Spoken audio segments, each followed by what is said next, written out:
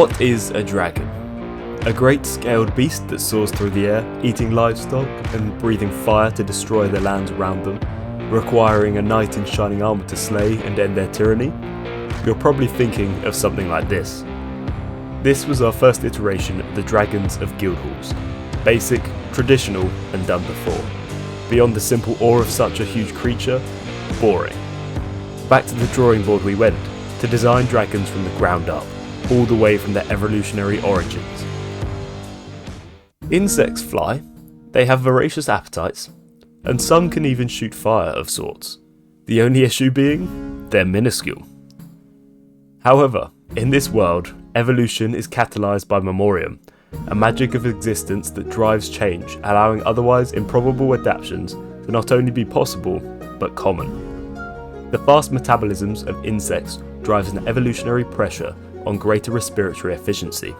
Their lungs, partially attached to the inside of their carotid skeletons as an anchor, allows powerful internal muscles to drive ventilation. A peripheral system of air sacs pressurized by muscle contraction of the wings or legs while moving allows further efficiency during periods of high activity.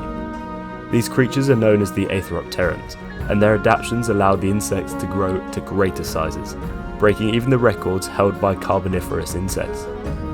However, they meet the same limiting factor as those long ago ancestors, the weight of their exoskeletons.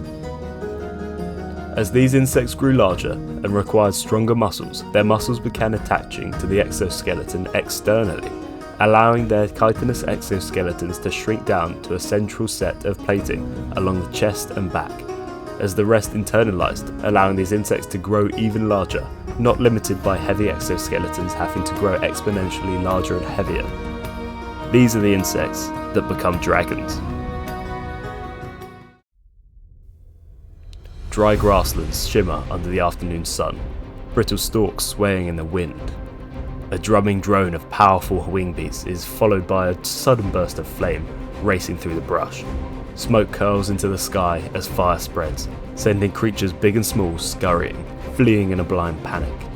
The flame spitters now rise from their low flights, their elongated forelimbs snapping forwards like spears, sharp hooked claws seize fleeing prey, lifting them skyward even as the fire crackles below them. With prey in arm, the beasts retire to feed upon their quarry, the blaze beginning to burn itself out.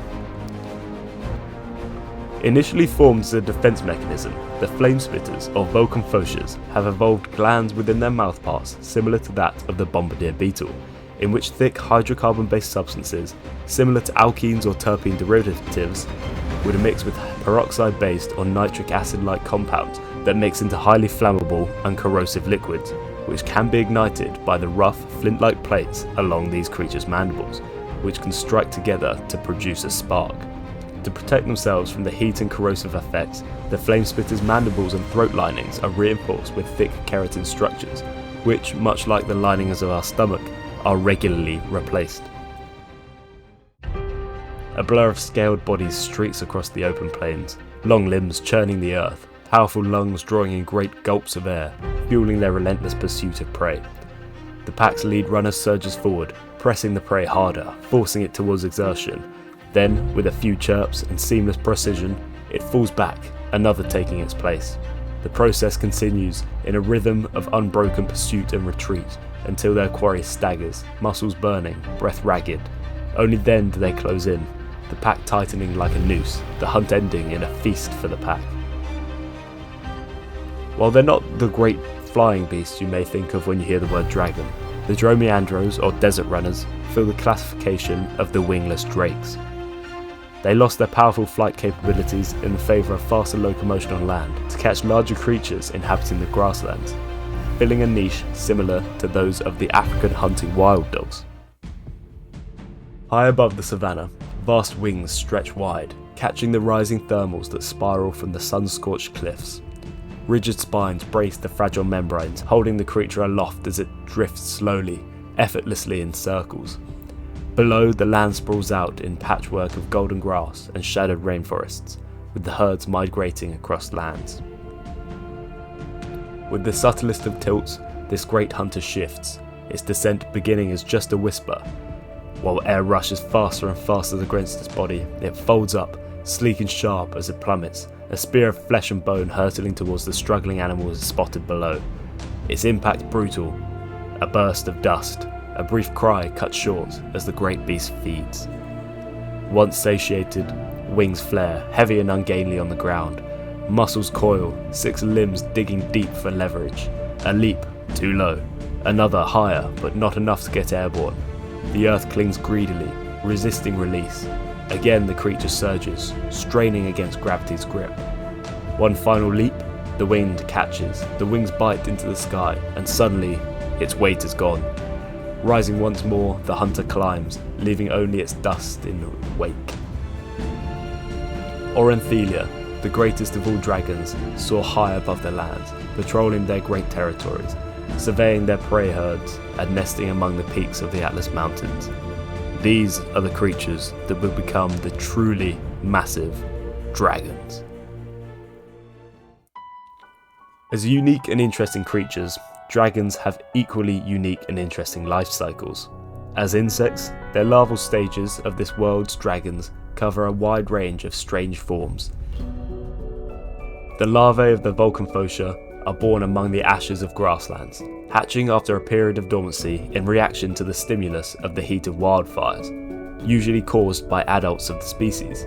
This mechanism seems to have evolved as the larvae can more easily digest the young shoots of regrown plants over mature grasses that would have been there before.